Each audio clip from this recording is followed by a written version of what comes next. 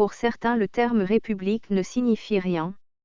Mais pour les hommes et femmes de lumière ou éclairés de la véritable République ou celle des origines de l'humanité comme Maël Combila au carré, c'est avant tout la contraction des termes suivants, représentation pour l'unité biblique.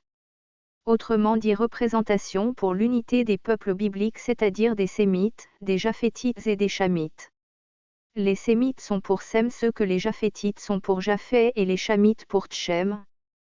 Sem, Japheth et Tchem sont les trois fils de Noé, qui est selon la Bible le père du second ordre mondial, c'est-à-dire de celui qui survient post-déluge.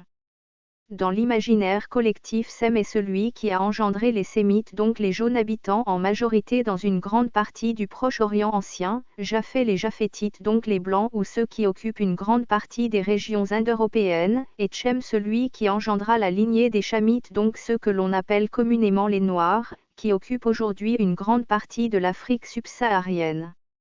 Les jaunes, les blancs et les noirs sont donc tous des principaux acteurs et animateurs dans l'idéal républicain. Il n'y a pas en ce sens une race physique qui soit supérieure à une autre car autant Sem a été béni par Dieu, autant Japheth et Tchem l'ont également été. En effet dans le livre de Genèse 9 versets 1 à 19 il est écrit 9 Dieu bénit Noé et ses fils, et leur dit, soyez fécondes, multipliez, et remplissez la terre. 2 Vous serez un sujet de crainte et d'effroi pour tout animal de la terre, pour tout oiseau du ciel, pour tout ce qui se meut sur la terre, et pour tous les poissons de la mer, ils sont livrés entre vos mains. 3 Tout ce qui se meut et qui a vie vous servira de nourriture, je vous donne tout cela comme l'herbe verte. 4 Seulement, vous ne mangerez point de chair avec son âme, avec son sang. 5 Sachez-le aussi, je redemanderai le sang de vos âmes, je le redemanderai à tout animal, et je redemanderai l'âme de l'homme à l'homme qui est son frère. 6 Si quelqu'un verse le sang de l'homme, par l'homme son sang sera versé, car Dieu a fait l'homme à son image. 7 Et vous, soyez fécondes et multipliez, répandez-vous sur la terre et multipliez sur elle. 8 Dieu parla encore à Noé et à ses fils avec lui, en disant 9 Voici, j'établis mon alliance avec vous et avec votre postérité après vous. 10 Avec tous les êtres vivants qui sont avec vous, tant les oiseaux que le bétail et tous les animaux de la terre, soit avec tous ceux qui sont sortis de l'arche, soit avec tous les animaux de la terre. 11 J'établis mon alliance avec vous, aucune chair ne sera plus exterminée par les eaux du déluge, et il n'y aura plus de déluge pour détruire la terre. 12 Et Dieu dit, c'est ici le signe de l'alliance que j'établis entre moi et vous, et tous les êtres vivants qui sont avec vous, pour les générations à toujours. 13 J'ai placé mon arc dans la nue, et il servira de signe d'alliance entre moi et la terre. 14 Quand j'aurai rassemblé des nuages au-dessus de la terre, l'arc paraîtra dans la nue. 15 Et je me souviendrai de mon alliance entre moi et vous, et tous les êtres vivants, de toute chair, et les eaux ne deviendront plus un déluge pour détruire toute chair. 16 L'arc sera dans la nue, et je le regarderai, pour me souvenir de l'alliance perpétuelle entre Dieu et tous les êtres vivants, de toute chair qui est sur la terre. 17 Et Dieu dit à Noé, tel est le signe de l'alliance que j'établis entre moi et toute chair qui est sur la terre. 18 Les fils de Noé, qui sortirent de l'arche, étaient Sem, Tchem et Japheth. Tchem fut le père de Canaan.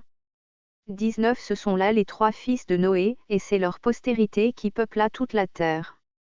Il va donc sans dire que si on s'en tient à ce passage les Sémites, les Japhétites et les Chamites sont égaux à l'origine en bénédiction.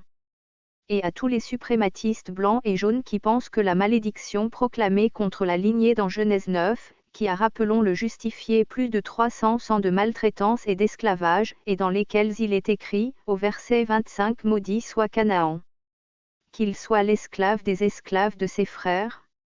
Et au verset 26 Noé ajouta Béni soit l'Éternel, Dieu de Sem, et que Canaan soit leur esclave. Laissez-moi vous dire que cette malédiction qui a certes fortement marqué négativement l'Ancien Testament est le fruit de la colère de Noé, donc attaché au désir de la chair, et non le fruit de la pensée divine, qui prône l'amour à Dieu et à notre prochain, la miséricorde pour les pécheurs et la justice de Dieu pour les égarés. Par ailleurs, les suprématistes de couleur attachés à la théorie de la suprématie raciale doivent comprendre que Canaan, comme d'ailleurs toute la lignée de Tchem a été selon la parole de Dieu, réhabilité par le sacrifice de Jésus-Christ sur la croix qui est mort pour sauver l'humanité tout entière. Cependant à ceux qui doutent qu'aussi vrai que Shem en hébreu ou Sem qui signifie renouvellement est un nom béni, que Japheth signifie élargir ou étendre en langue hébraïque est un nom béni, laissez-moi vous dire que Tchem qui signifie chaud ou bouillant en hébreu est également la racine du mot champion. Mais le nom Tchem est aussi la contraction du C tiré du nom Christ et de la racine Am extraite du nom Abraham. Ce nom que les esclavagistes et suprématistes de couleur ont tenté de salir au fil des siècles est donc l'union parfaite entre l'Ancien et le Nouveau Testament, mais également la quintessence des hommes et femmes à succès de ce siècle, que nous sommes, ou devons plus que jamais incarner aux yeux de Dieu, pour notre bien ainsi que pour celui des générations futures.